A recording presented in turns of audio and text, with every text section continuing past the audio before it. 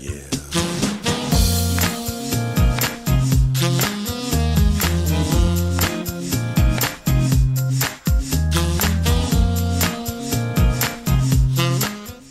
Bonjour à tous et à toutes, bienvenue à cette nouvelle émission Un point c'est tout, dont le thème sera la laïcité, en compagnie de Jean Leclerc.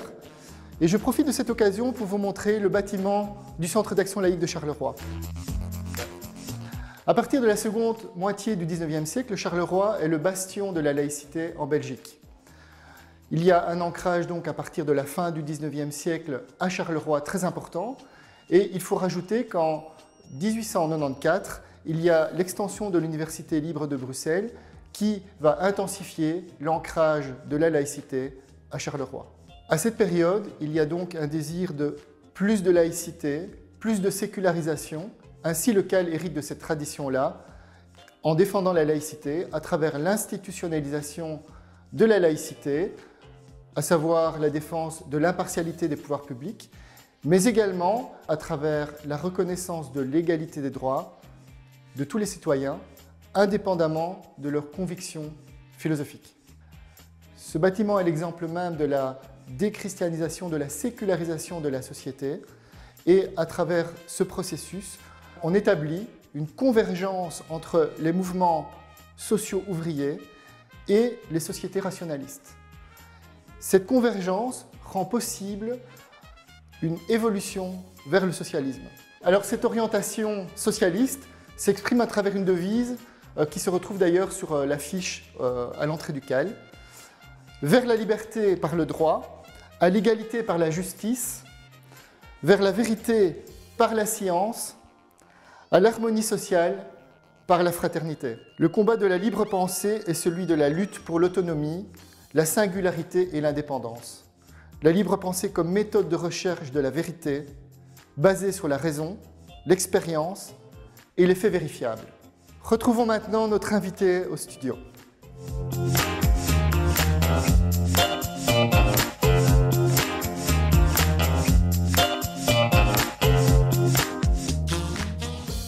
Bonjour Jean.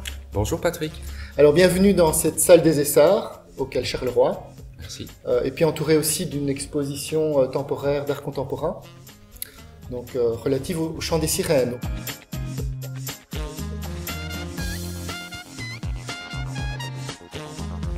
Nous sommes ici pour parler de laïcité, Oui. Du concept de laïcité philosophique, politique. Alors, on a souvent tendance à entendre des politiques parler de laïcité, parfois à tort et à travers. On invoque la laïcité, on évoque la laïcité, on la manipule, on l'utilise et souvent on la comprend mal. Alors, peut-être ce serait intéressant que tu puisses apporter ton éclairage sur le principe philosophique de la laïcité pour qu'on puisse vraiment partir sur de bonnes bases. Tout à fait. C'est quelque chose d'important qui vient d'être dit parce qu'en définitive, c'est un très beau mot, c'est un très beau concept qui a donc sa part d'abstraction, mais malheureusement aujourd'hui, il est difficile d'en parler de façon sereine, de façon posée et de façon constructive. Pourquoi ? Parce qu'on constate malheureusement que le mot, que le terme et tout ce qu'il charrie avec lui fait vraiment l'objet de ce que l'on peut vraiment appeler des récupérations. Alors on voit des choses tragiques du côté de la République française, qui pourtant a une longue tradition sur ce plan-là, et qui a une longue tradition, notamment depuis la loi de 1905, où la laïcité permet à la République de vivre de façon apaisée, et on voit aujourd'hui une récupération, la pire des choses. Je crois qu'il faut citer les noms de Zemmour, il faut citer les noms de Marine Le Pen et du Rassemblement national, et puis il faut citer le nom de quelques femmes et quelques hommes politiques qui font vraiment un mésusage de la laïcité, qui parfois prend des tournures de racisme et de discrimination. Voilà déjà une première chose qu'il faut signaler, et il faut le dire, précisément pour pouvoir faire un vrai travail, c'est-à-dire un travail qui soit constructif. Parce qu'en réalité, il ne faut pas voir la laïcité comme un ensemble de privations, et il ne faut pas non plus la voir comme un catéchisme. Et j'ai bien aimé ce que tu disais au début de cet entretien, invoquer. Or, précisément, s'il y a quelque chose qu'il ne faut pas faire, c'est invoquer la laïcité. Pourquoi? C'est pas un mantra. C'est pas une formule toute faite. C'est pas une clé sur porte. C'est plutôt un concept qui a toute une histoire et qui, parce qu'il a une histoire, ne cesse de s'appliquer à un ensemble de choses que nous vivons aujourd'hui dans le monde, qui n'est pas le même monde que hier, et qui n'est pas le même monde que demain, et qui est le monde du temps présent. Donc c'est un concept construit, en fait. Et c'est un concept construit. Pourtant, on dit souvent que la laïcité, c'est universel, par exemple. Oui. Alors, construire l'universel dans le temps, c'est pas complexe à comprendre? On peut dire qu'elle a une prétention à l'universalité. Et que elle nous rappelle que, en fait, et c'est là l'étymologie, et je crois que quand on parle de laïcité, il est toujours bien de revenir à l'étymologie du mot. Tu le sais, c'est le grec laos, hein, c'est un terme qui pour nous, les philosophes, est évidemment très important, parce que ça veut vraiment dire le peuple dans sa totalité. On dirait aujourd'hui les gens, tu vois, le peuple, sans distinction, dans son uniformité, dans sa globalité, dans ce qui fait que nous sommes réunis, que nous avons vraiment cette capacité de ne faire qu'un.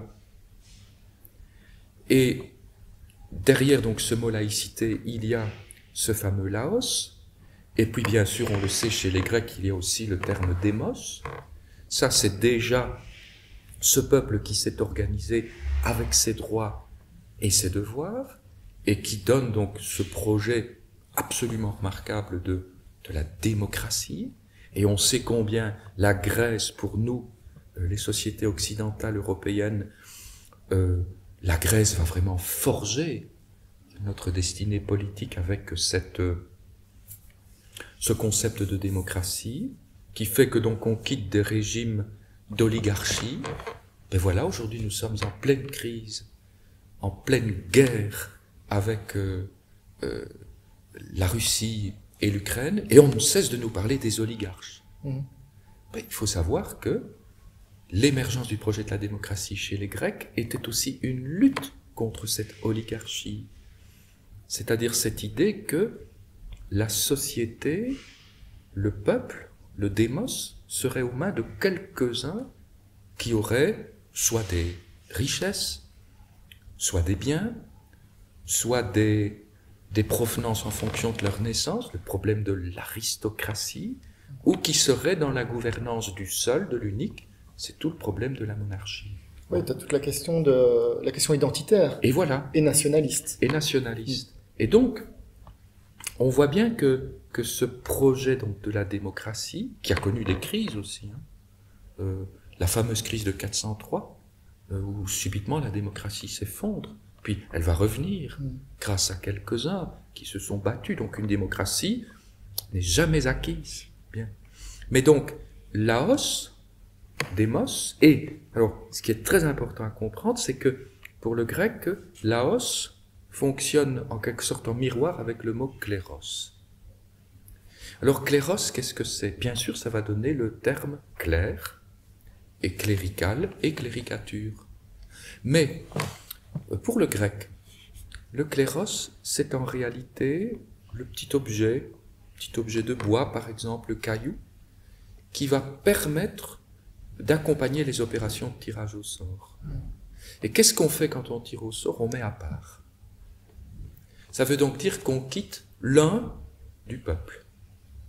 Donc, laïcité, cléricature ou cléricalisme, ça veut donc bien dire que d'un côté, il y a la volonté de maintenir le tout, la globalité de ce qui fait que nous sommes un, avec cette fameuse prétention à l'universel et à l'universalité, et sans aucun doute aussi, je le crois, au travail de la raison humaine, qui nous est un commun partagé et partageable, et bien sûr qui nécessite des efforts de notre part. Bien.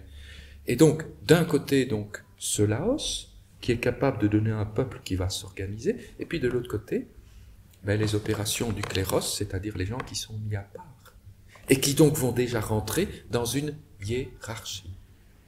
Raison pour laquelle, dans le domaine que moi j'appelle au sens large la religiosité, on va avoir dans l'organisation de la religiosité, et donc dans les religions, hein, avec qui sont en quelque sorte les objets historiques de la religiosité, on va avoir à proprement parler, dans ces cléricatures, on va avoir une hiérarchie, c'est-à-dire qu'on va orienter l'organisation par des principes, mais qui ressortent d'un ordre qui sera un ordre sacré ou un ordre transcendantal.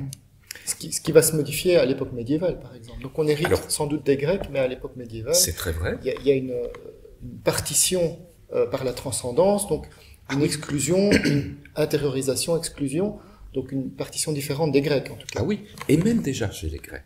Parce que, en fait, donc, je dis souvent à mes élèves, quand je leur donne les rudiments de la philosophie, et singulièrement de l'histoire de la philosophie, je leur dis toujours qu'on ne doit jamais oublier que l'émergence de la philosophie comme sagesse et aussi comme discipline. Et puisqu'on est dans une émission de philosophie, moi j'aime beaucoup rappeler toujours la définition que donnait Pierre Hadot. La philosophie, c'est un ensemble de pratiques, d'exercices de l'esprit. Donc la fameuse psyché, tu sais, pour les Grecs, voilà, qui sont d'une nature ascétique, physique, et puis discursive, parce qu'on fait des discours, on fait des dialogues, on fait des entretiens, voilà, comme celui encore aujourd'hui, et puis intuitive, parce qu'on essaye de regarder les choses plutôt de l'intérieur. Ben, c'est ce qu'on est en train de faire en essayant de travailler le concept de laïcité. Bon. Et donc, je leur dis toujours que la philosophie, elle émerge en même temps que le projet démocratique et, chose très importante, la culture, qui pour les Grecs à cette époque se trame dans la tragédie. Et dans la tragédie, qu'est-ce qu'on montre? On montre le pire que le peuple est capable de devenir. Tuer ses enfants, tuer son père, tuer sa mère, partir en guerre, mentir, lyncher, faire coucher un homme avec une divinité, etc., etc. C'est le principe de catharsis. Et c'est le principe exactement de la catharsis, c'est-à-dire quand je vois la dramatique et le tragique du mal que je suis capable d'agir et qui est au fond en moi, je subis une catharsis, c'est-à-dire une purification. Mais, pour répondre aussi alors à ta question où tu passes déjà sur la situation médiévale, c'est que les Grecs aussi, très tôt, en élaborant le projet de la démocratie, séparent le monde des dieux et le monde des humains. Et ça, c'est très important. Il y a un monde des dieux avec toutes sortes de configurations. Il y a beaucoup d'écoles philosophiques en Grèce. Il y a des écoles philosophiques qui sont à proprement parler théologiques. Nous n'avons pas inventé la théologie. Aristote a une théologie, Platon a une théologie, parce que tout simplement, il essaye d'avoir un logos, une connaissance sur ce que font les dieux. Voilà. On a encore l'épicurisme qui attaque frontalement voilà. Tous les principes de religiosité. Alors là, par exemple, dans l'épicurisme, oui. Il y a une tradition philosophique, il y a une école où il y a un discours de contestation par rapport aux divinités, avec même tout un système dans leur physique, pour penser un interstice qui serait une sorte de lieu, en quelque sorte de neutralité, où et une éventuelle action des dieux ne pourrait pas passer sur la terre des humains. Et aussi, on a des formules d'athéisme, et on a des athéismes qui sont très radicaux, c'est-à-dire la négation totale des dieux, qui n'existent pas. Et puis alors on a des athéismes qui sont privatifs, c'est-à-dire ils existent, mais ils ne m'aiment pas trop, alors ils m'ont privé de leurs actions. Tu vois? Et donc on voit là qu'on a une sorte de déclinaison, mais l'intelligence des Grecs qui consiste à séparer le monde des dieux du monde des humains. Et ça, c'est très fondamental quand on pense la laïcité. Donc on est dans la séparation entre le théologique et le politique. Voilà. Avant même la séparation entre l'État et la religion. Exactement. Donc, au fondement même, c'est cette fameuse séparation politique-théologique. C'est ça. Donc, les Grecs avaient déjà compris cette partition-là. En tout cas, les Grecs attirent notre attention sur ce point-là, sur l'existence de mondes possibles, peut-être un monde invisible. On va retrouver ça, par exemple, dans le credo des premiers chrétiens. Je crois en Dieu, le Père Tout-Puissant, créateur du monde, visible et invisible. Attention, donc il est le créateur des deux mondes. On voit déjà l'emprise de la religiosité. Il n'est pas créateur que du monde invisible, il est aussi créateur du monde visible. Mais les Grecs tentent donc de faire ce travail de séparation. Et c'est très important parce qu'au fond, au cœur même alors de cette notion de laïcité, pour que le peuple soit un, on prend le soin de séparer, alors moi ce que j'appelle le théologique et le politique, plutôt que l'Église et l'État. Parce que quand on dit État, c'est déjà une configuration politique particulière, et quand on dit Église, au siècle, en fait, voilà, et quand on dit Église, c'est déjà une configuration convictionnelle particulière, et je crois que quand on parle de laïcité, on doit être très très vigilant aux termes que nous employons. Donc, disons, la séparation du théologique et du politique, et ça, c'est un projet qui va courir dans toute l'histoire des hommes, et singulièrement, déjà au Moyen-Âge, et puis alors on le sait, au XVIIe siècle, Spinoza va jouer un rôle considérable avec le fameux Tractatus, où il va dire quelque chose de très fondamental. Il va dire que la constitution d'un État moderne doit faire en sorte que dans sa constitution, donc le mot dans son étymologie est passionnant, parce que ça veut dire ce qui va nous constituer. Donc si on a une constitution par exemple dans ce pays ou dans un autre, c'est ce qui nous constitue comme citoyens belges. Vraiment ce qui nous constitue. Voilà. Et donc il va dire qu'au fond, dans la constitution de l'État moderne, la constitution doit épurer son langage de termes qui viendraient du discours de la théologie. Et alors on voit que au fur et à mesure qu'on avance dans l'histoire, et que se fait ce travail de confortation du projet démocratique, avec l'émergence de la citoyenneté, alors qui est déjà un thème grec, tu le sais, mais qui évidemment au temps des Lumières va prendre une configuration et une place très très importante. On va effectivement passer d'un ordre que les politologues ou les historiens de la philosophie politique nous disent être le passage d'un ordre plutôt de type théocratique à un ordre idéologique, mais vraiment au sens philosophique et noble du terme, c'est-à-dire que nous allons quitter le stade d'une normativité qui dépendrait encore d'une loi qui serait en lien avec un système de transcendance, comme c'est le cas par exemple dans la théocratie. Oui, on a les théocraties iraniennes par exemple, voilà. Ou d'autres théocraties, même le Vatican finalement. Oui, voilà. ou même dans l'histoire européenne.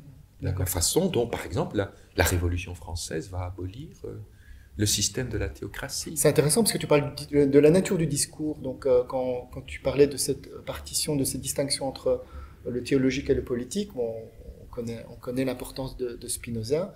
Là, tu insistes sur une notion qui est peut-être peu travaillée, c'est la nature du discours. Oui. Alors, un juriste ou un juge aura évidemment cette tonalité immédiate du discours juste, de quelle manière doit-on parler au sein même de l'État. Donc ça pose toute la question de cette fameuse neutralité, donc, qui, me semble-t-il, ne veut pas dire grand-chose, cette neutralité. Alors là, on entre vraiment dans des problèmes gigantesques. Et c'est vrai, tu as raison de dire que si, et c'est une question qui est posée aujourd'hui en Belgique, est-ce qu'il faut oui ou non inscrire le terme de laïcité dans la Constitution. Tu as travaillé d'ailleurs. Oui, j'étais un expert il y a déjà plusieurs années, tu sais, et malheureusement le travail n'a pas vraiment abouti. Il a un peu repris récemment dans la commission de révision de la Constitution parce que un parti politique avait introduit une proposition de révision pour introduire un article spécifique avec l'introduction du concept laïcité dans la Constitution. Ça n'a pas donné grand-chose. Et d'ailleurs, un des députés qui était présent lors des travaux a souligné qu'il faudrait peut-être qu'on revienne à tout le travail qui avait été fait par la commission de la révision de la Constitution déjà à cette époque-là. Mais donc, c'est une question qu'on se pose, est-ce qu'il faut inscrire ce mot dans la Constitution? Sauf que si on l'inscrit, il faut évidemment le définir, parce que qu'est-ce que ça veut dire? Et donc, par rapport à ce qu'on disait au début de l'émission, les usages dans le monde qui est le nôtre, sociopolitiques notamment, sont compliqués, il faudra aussi décrire sur le plan du droit. Bon, ça, on va peut-être y venir, sur une idée d'une définition de la laïcité, et puis on a la question de la neutralité. Alors, quand on a laïcité, neutralité, qu'est-ce qu'on fait? Mais là aussi, il faut évidemment pouvoir définir les deux termes. C'est une attaque frontale, hein, en permanence. Oui, tout à fait. En quoi sommes-nous neutres, par exemple? Exact. Et alors, ça, la neutralité, on l'a dans un décret, à la Fédération Wallonie-Bruxelles, un décret neutralité pour l'enseignement, qui est un décret très important, très bien fait. Alors, qu'est-ce qu'on peut dire brièvement pour tous ceux et toutes celles qui nous regardent? En réalité, on pourrait dire que la laïcité, et il faut penser la laïcité avant de penser la neutralité. Il y a une priorité. Voilà pourquoi je dis toujours que la laïcité, c'est un principe fondateur, c'est un principe premier, qui n'a pas la charge d'organiser les convictions. Ça aussi, il faut vraiment le dire tout de suite. Parce que si on conçoit la laïcité comme un moyen d'organiser les convictions, alors on oublie ceux qui n'en ont pas. La laïcité n'est pas un arbitre? C'est pas un arbitre, non. C'est un principe premier. Et vraiment principe, tu sais, vraiment au niveau grec, arché, ou au niveau des latins, princeps. Ce qui est vraiment premier, ce qui est fondateur. Et ça n'a pas pour mission d'organiser les religions. Parce que qu'est-ce qu'on fait quand on n'en a pas? Quand on n'a ni croyance ni conviction. Donc, c'est vraiment un principe premier, qui est un principe qui va permettre de faire quoi? Qui va permettre de nous faire entrer dans un cadre, et on voit bien donc que les notions de démocratie et de citoyenneté sont vraiment en quelque sorte des préalables. Il faut vraiment avoir ce cadre-là, cadre conceptuel, qui va nous faire entrer dans un cadre où on va pouvoir inclure un ensemble de différences, car nous sommes différents, et c'est un droit vraiment de revendiquer nos différences, sans quoi nous ne serions plus dans une société pluraliste, et nous ne serions plus dans une société riche de son pluralisme et de ses pluralités, mais qui va donc nous permettre d'inclure des différences dans un cadre qui est un cadre égalitaire et qui est un cadre solidaire. Voilà. Et bien sûr, il faut aussi comprendre qu'il y a une laïcité qui est un principe d'organisation politique, qui va donc permettre d'organiser ce cadre, alors là, dans des endroits et des lieux spécifiques et limités. Et en fait, il n'y en a pas beaucoup. C'est là où l'État manifeste et exprime ses pouvoirs. C'est l'importance de l'école, on pourra y revenir si tu veux.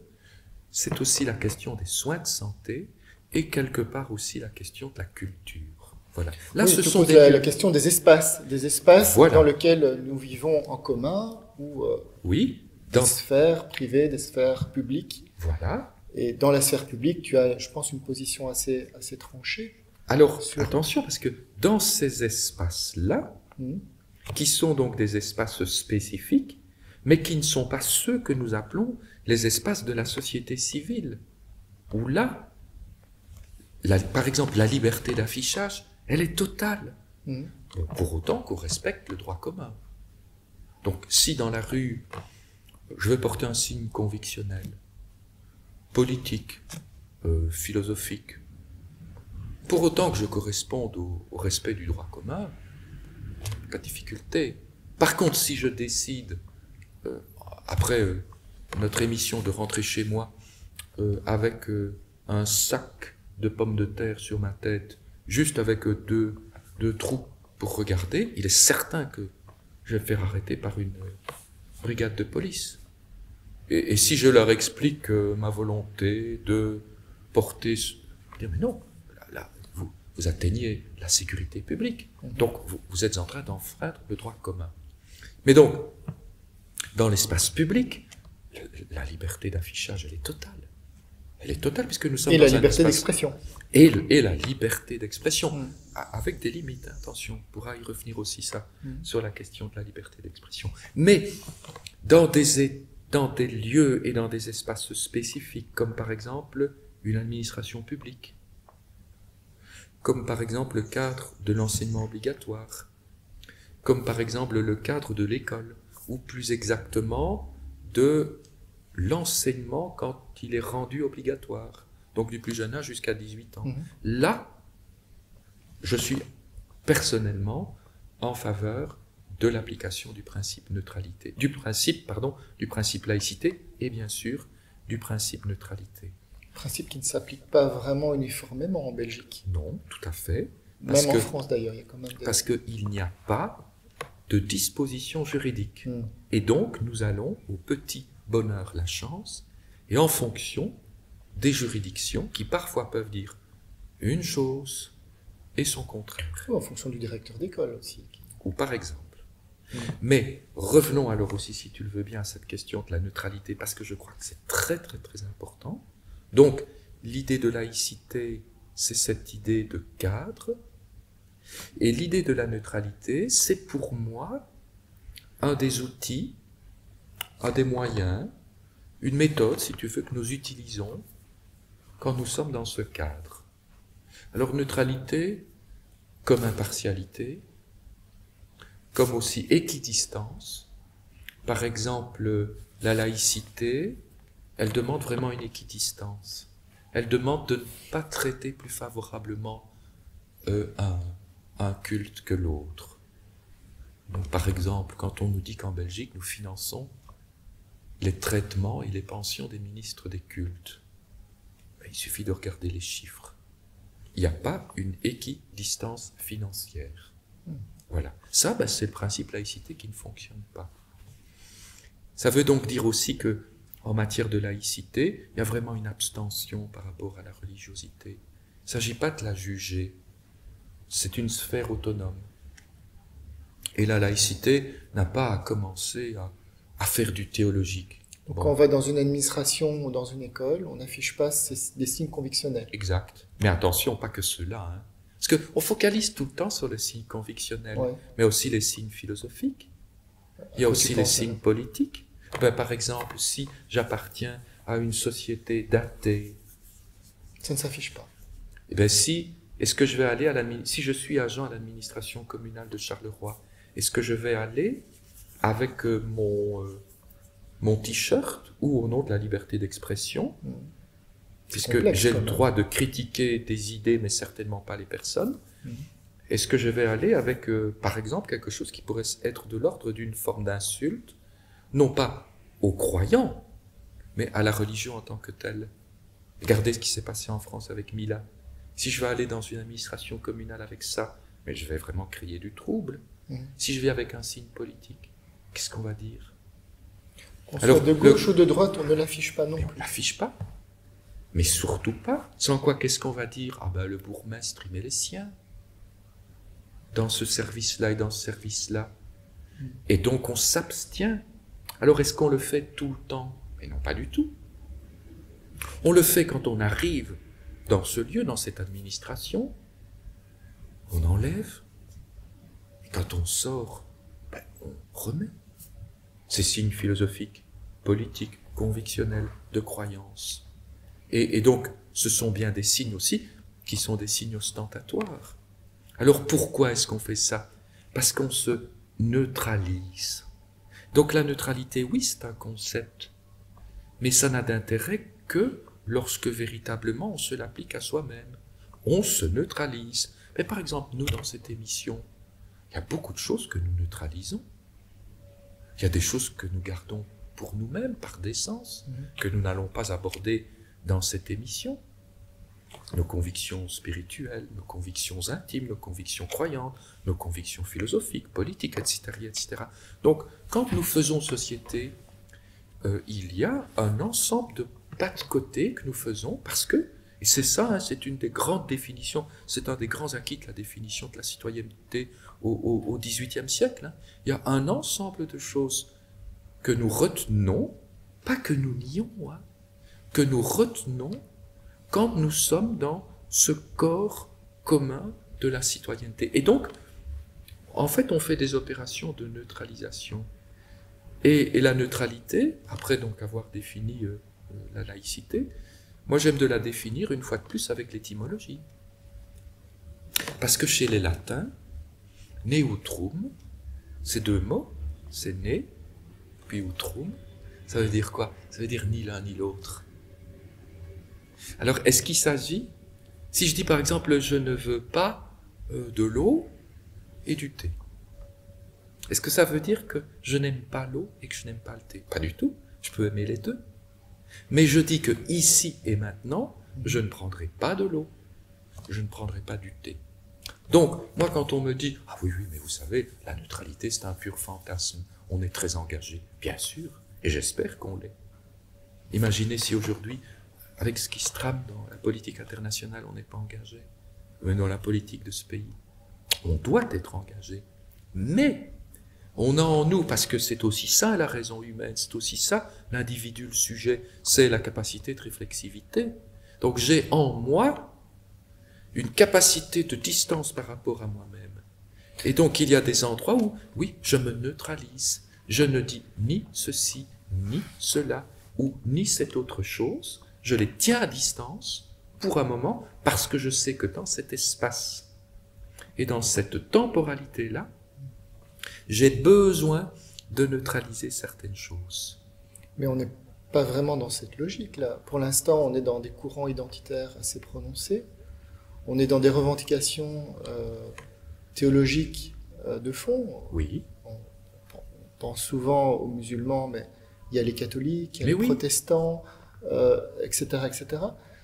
On n'est pas du tout dans ce courant-là, pour l'instant, où finalement on essaye de réintroduire des principes de particularisme au détriment de cette laïcité, de cette neutralité, de cette neutralisation que tu développes. Donc, qu'est-ce que tu dis est un peu à contre-courant de ce qui s'effectue là maintenant. Oui. C'est pas pour ça que c'est perdu, ni que... Voilà, mais le courant actuel ne milite pas en cette faveur. Alors, c'est pour ça que je trouve fascinant qu'on ait commencé, en fait, que tu nous aies fait commencer cet entretien par la notion de démocratie. Parce qu'on voit bien que c'est un fil conducteur. Parce qu'une démocratie, qu'est-ce que c'est, Patrick? C'est, au fond, un ensemble de droits et de devoirs que nous allons émettre, fabriquer, travailler avec les efforts qui sont les nôtres. Et tu me permettras d'employer donc les notions philosophiques d'immanence et de transcendance. La transcendance, c'est quand on se raccroche à quelque chose qui vient d'ailleurs. C'est ce que l'on va appeler, par exemple, l'hétéronormativité. Si, par exemple, à l'intérieur d'une croyance spécifique, judaïsme, islam, christianisme, ou catholicisme, protestantisme, il y a donc une normativité qui vient d'ailleurs. Par exemple, tu ne tueras pas. Voilà.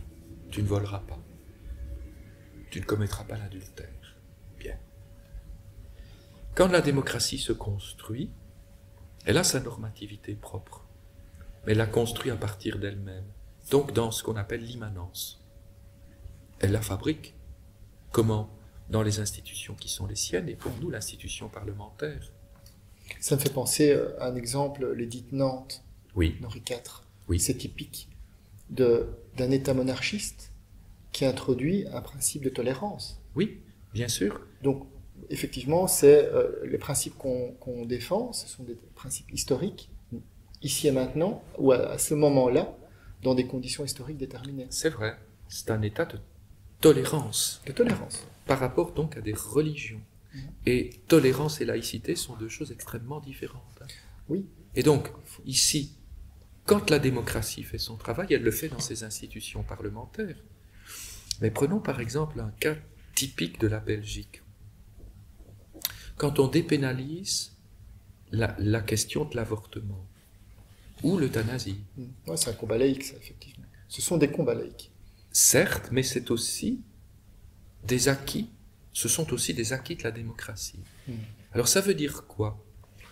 Ça veut dire qu'en matière de début de la vie et de fin de la vie, on quitte un système de transcendance.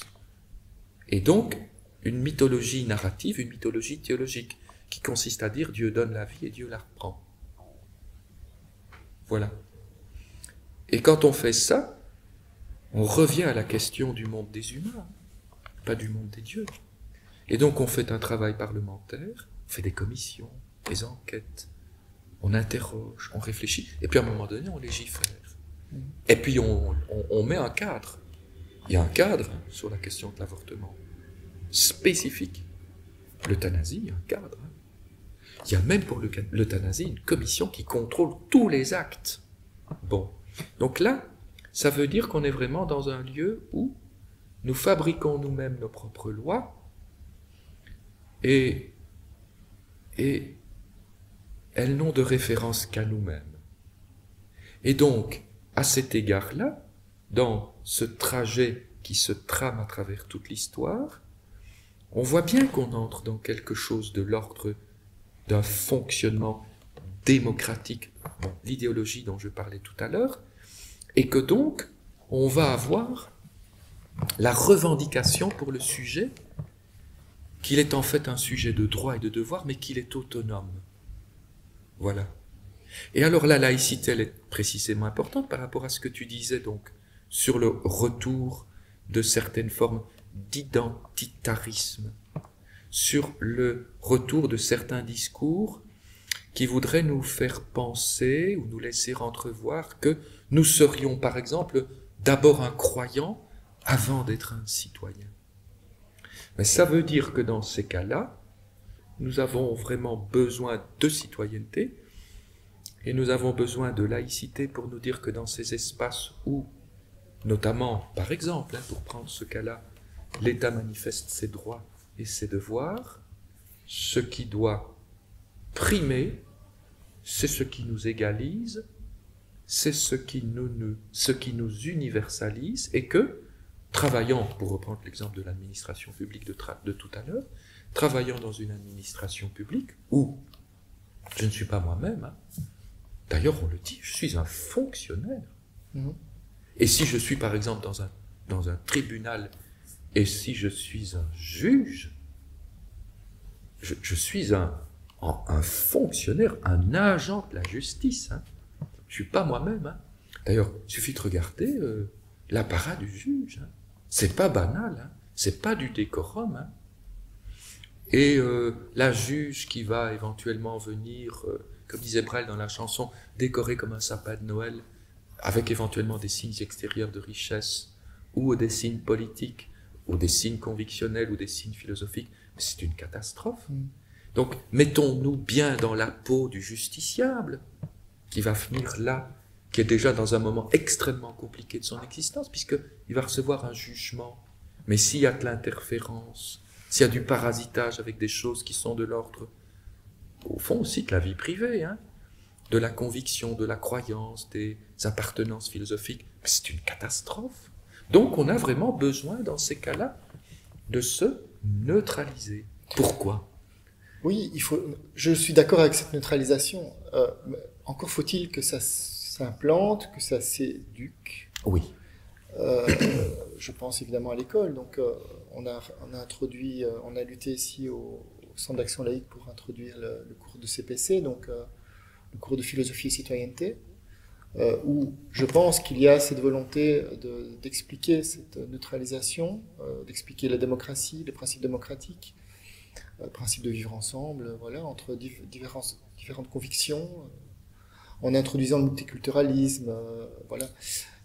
Néanmoins, est-ce qu'on a l'impression que ça fonctionne par le fait que, d'abord, ça a été très compliqué à mettre en place en Belgique. On a quand même une structure très très complexe. Donc, la simple question, est-ce qu'on peut donner par exemple un cours de religion en secondaire, c'est déjà très problématique.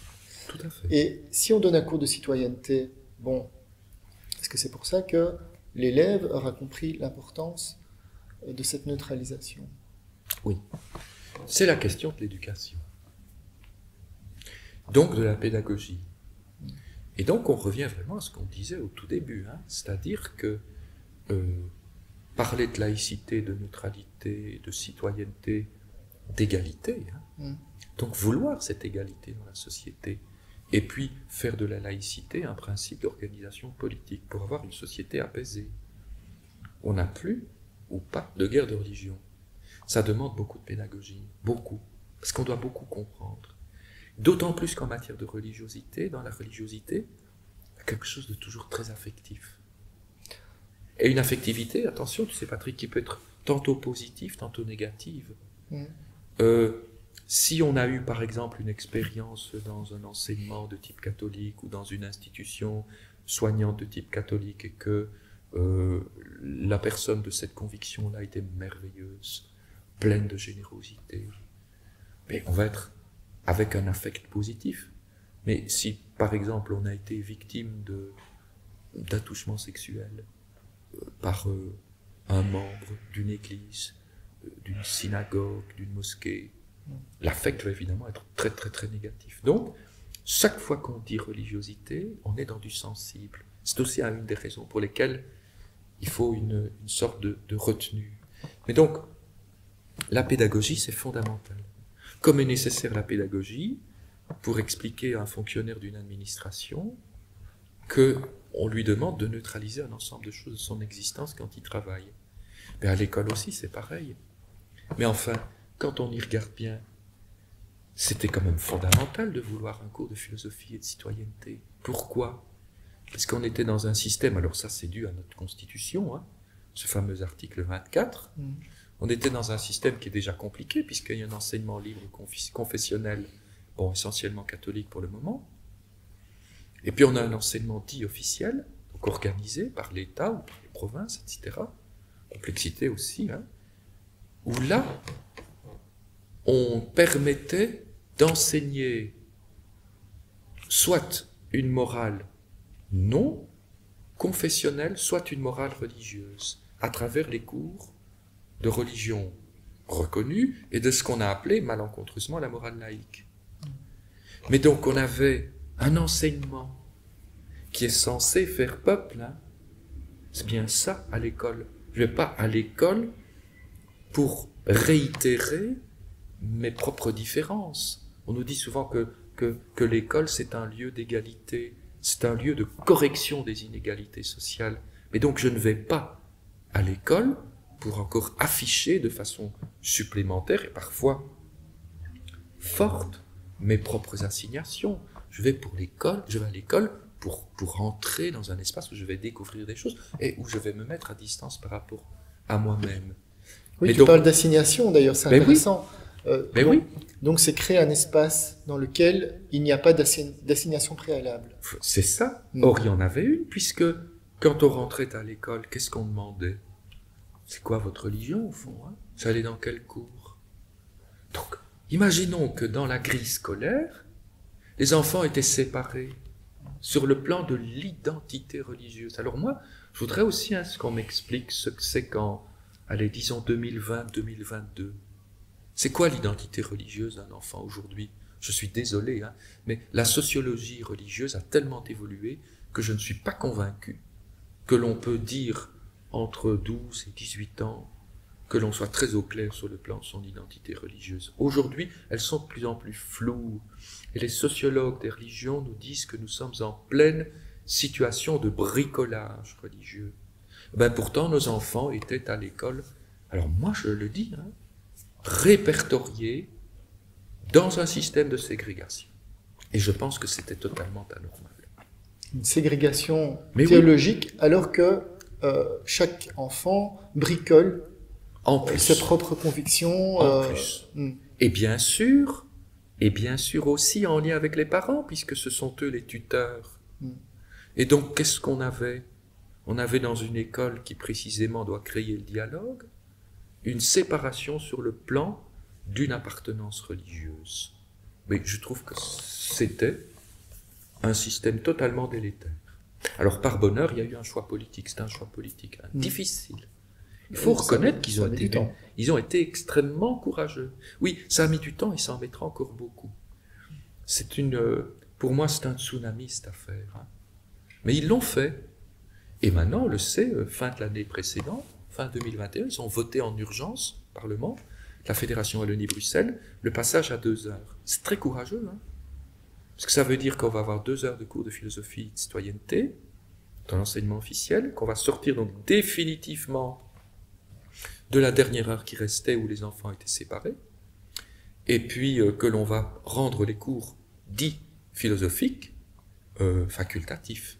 On pourra encore les organiser, bien sûr, mais ils seront organisés de façon praticable et respectueuse, mais on va mettre le paquet sur ce cours de philosophie et citoyenneté, dans lequel, en fait, Patrick, nos enfants ne seront plus séparés. Et alors, est-ce qu'on pourra encore parler de religion dans ce cours? Oui, bien sûr. Et il le faudra. Avec pour la expliquer distance quoi? critique. Voilà. Pour expliquer la laïcité, la citoyenneté, la neutralité avec la distance critique. Mais, c'est ce que je dis toujours, hein, depuis très très longtemps d'ailleurs, on ne parlera plus à partir d'une religion, on parlera sur. Et ça, c'est très différent. C'est-à-dire que ce ne sera plus un cours convictionnel. Et par bonheur aussi, les députés, ils ont été très remarquables parce que dans cette 2e heure de philosophie et de citoyenneté, il y avait quelques pressions pour que l'on fasse un cours interconvictionnel. Mais non, parce que précisément, si la vision est à la fois laïque et si elle insiste sur la neutralité, qu'est-ce qu'on fait à l'école avec l'enfant qui n'a pas de conviction? Comment est-ce qu'on peut faire de l'interconvictionnel? C'est logique, hein, c'est un problème philosophique, de logique pure. Comment est-ce qu'on veut faire de l'interconvictionnel quand on n'a pas de conviction? La laïcité, on dit souvent, on aime l'entendre, c'est la liberté de croire et de ne pas croire. Exact. Donc il faut laisser effectivement cette capacité, cet espace de peut-être être athée, agnostique, ou même théiste, rien. Ou rien. Comme dit Catherine Kinsler, mon amie Catherine, qui dit qu'il faut qu'on trouve une respiration laïque par rapport à tous nos signes. On les enlève, puis on les met. Mais comme dit Catherine aussi, cet espace laïque-là, c'est un espace, c'est le degré 0. C'est vide. Il n'y a rien. Alors on va le peupler. Mais il ne faut pas qu'on présuppose que pour exister, on a une croyance ou une conviction.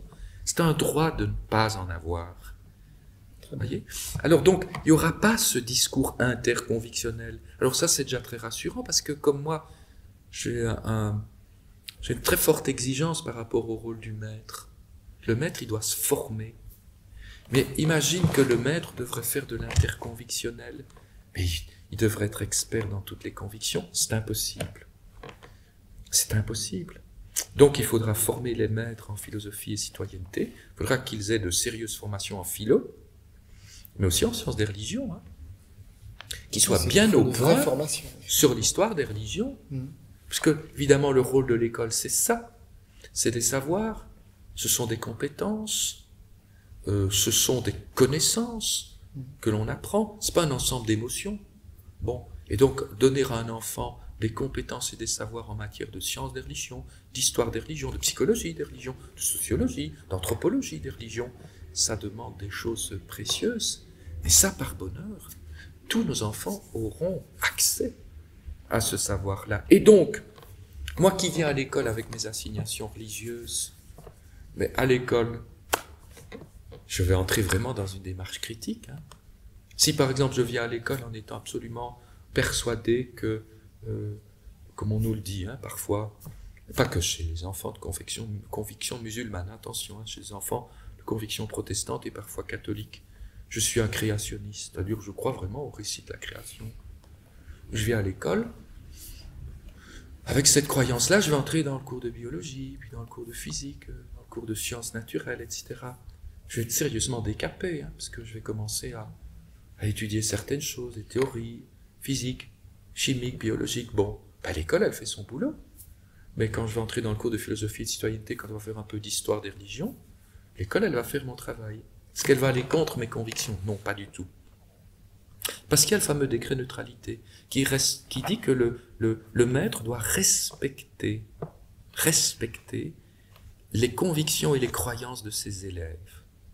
Il ne peut pas atteindre au respect de ses élèves. Pourquoi? Parce que c'est un droit de croire et de ne pas croire. C'est un droit. C'est un droit fondamental. Il n'est pas absolu. Donc on enseigne Darwin, sachant que l'élève peut-être restera Oui. créationniste.